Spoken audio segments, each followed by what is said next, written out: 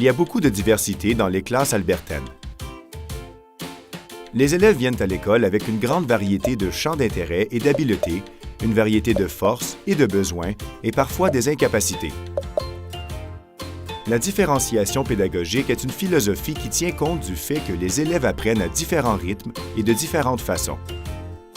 La différenciation pédagogique favorise la création d'un milieu dans lequel les différences d'apprentissage sont non seulement tolérées, mais valorisées. Selon Carol Ann Tomlinson, une des premières à promouvoir cette approche, différencier, c'est de bousculer ce qui se passe dans la classe afin que les élèves aient plusieurs occasions d'explorer les concepts, de comprendre les idées et de démontrer ce qu'ils savent et ce qu'ils comprennent. La différenciation pédagogique peut prendre de nombreuses formes.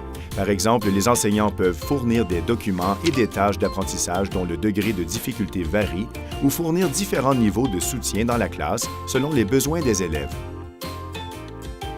Quand elle est bien appliquée, la différenciation pédagogique s'intègre à la planification et aux pratiques en classe à tous les jours.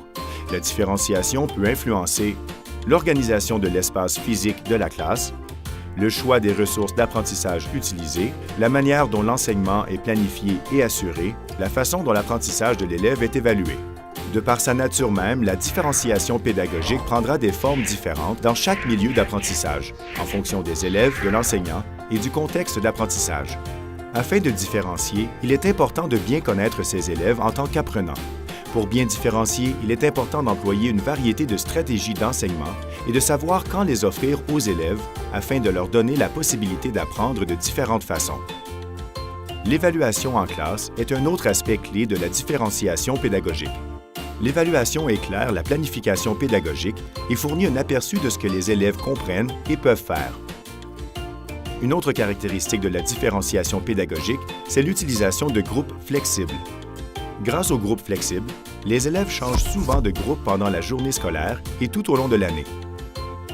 Les groupements typiques incluent l'enseignement pour toute la classe, l'enseignement en petits groupes, l'enseignement à un seul élève, l'enseignement des pairs par un pair, les activités d'apprentissage autonome.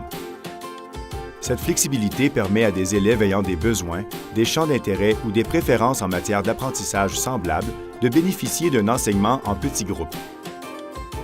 Il est essentiel que la composition des groupes soit flexible et toujours changeante pour permettre aux élèves de travailler avec différents pairs dans des situations variées. Les élèves ont besoin d'occasions de travailler dans des environnements de groupe dans lesquels ils sont à l'aise et dans d'autres qui les mettent au défi d'apprendre et de progresser.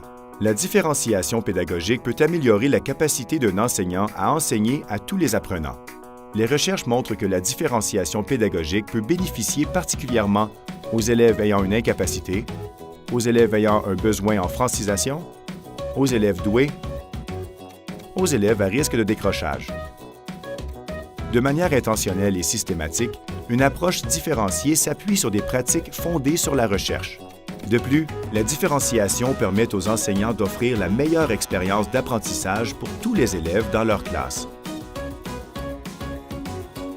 Pour en savoir davantage, se reporter au site web d'Alberta Education, appuyez tous les élèves.